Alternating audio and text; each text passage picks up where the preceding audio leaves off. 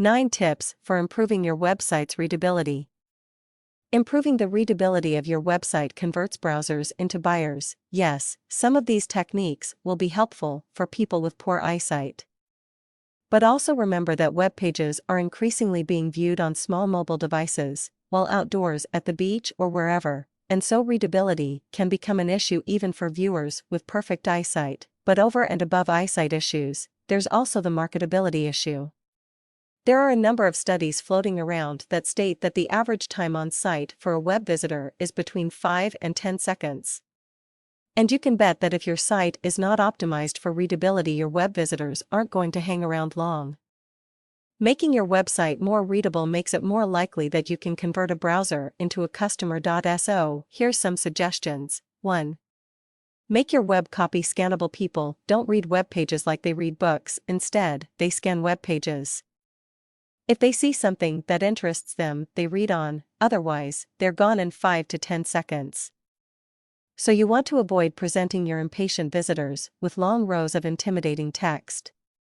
So to make your web page scannable, and the easiest way to do that is to break your subject matter into digestible chunks, with each chunk having its own heading. Have a heading, then 2 to 3 paragraphs. Then have another heading, then 2 or 3 paragraphs more, etc.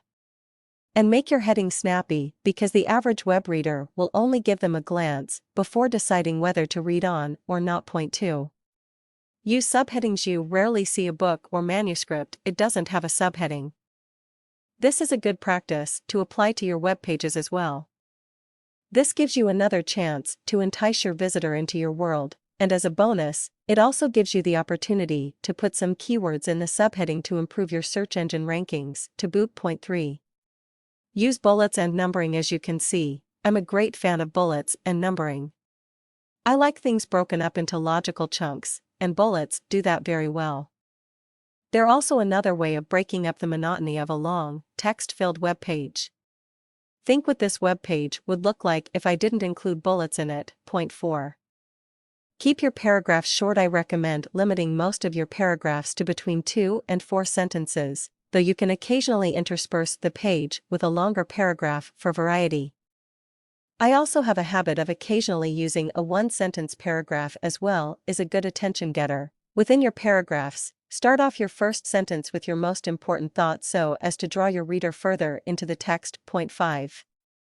Add images, sentence pull-downs, and the sidebars for interest. Don't go haywire with these things. You don't want to completely distract the reader, but it often adds interest to the page if you can drop in an appropriate picture, or a sidebar that contains an interesting on-subject story or thought. If you can't come up with any images or interesting side stories, take one of your favorite sentences in the page and copy it to a sidebar in large text. This is called a sentence pull-down, or at least that's what I call it. Point 6. Use plain fonts unless you're writing web copy for an artsy museum or something. Shy away from using fancy fonts, they're harder to read. My definition of a fancy font is a serif font, such as Times New Roman. Serifs are those little flags on the edges of the characters. Newspapers have always used Times New Roman, where I guess it's more readable than whatever the alternatives are. Web developers, thinking that the newspapers must know what they're doing, often use Times New Roman on web pages as well.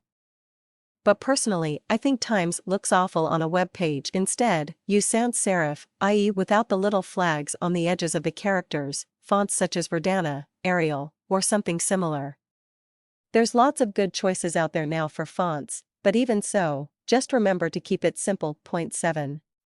Use underline, bold and italics, but with discretion. I tend to use all 3 of these formats in most of my longer web copy, as much for their adding variety as for their emphasis. Why? Because when I was a kid reading racy magazines, that's what I saw the copywriters doing. They always used underlines and bolds and italics in their muscle building, book club and coonhound for sale ads. Those old direct mail copywriters knew they were doing. They tested ads inside and out, and they wouldn't have done it if it didn't work. However, I'm careful not to overdo the use of these styles. And their use depends on the subject. For example, I might not use too much bold and underlining if I'm selling funeral arrangements. I rarely use words in all capital letters. All caps are harder to read and they're just not necessary with all the modern capabilities to enlarge font sizes, plus use bold, underline and italics. Point 8.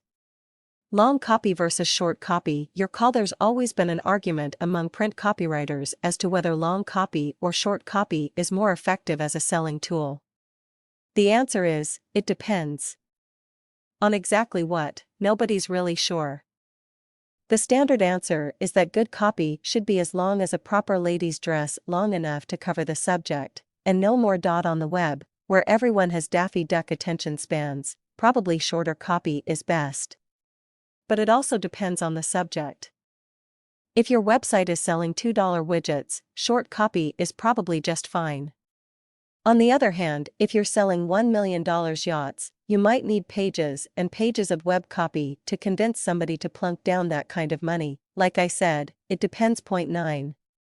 Use simple backgrounds. This one should be a no-brainer, but I've seen lots of ghastly websites with backgrounds and colors that would choke a buzzard. From a readability standpoint, you just can't go wrong with a white background and black or dark blue text. I know it's not cool, but if you look at the real powerhouse marketers on the web, such as Amazon, which can afford the fanciest website on the planet, what do you see? Probably white backgrounds with black or dark blue text. And otherwise very little color except for the color of the actual products. If plain Jane is good enough for Amazon, it's good enough for me, and so I'm a fan of simple and totally readable websites. One exception would be when designing websites for artistic products, paintings, photography, etc.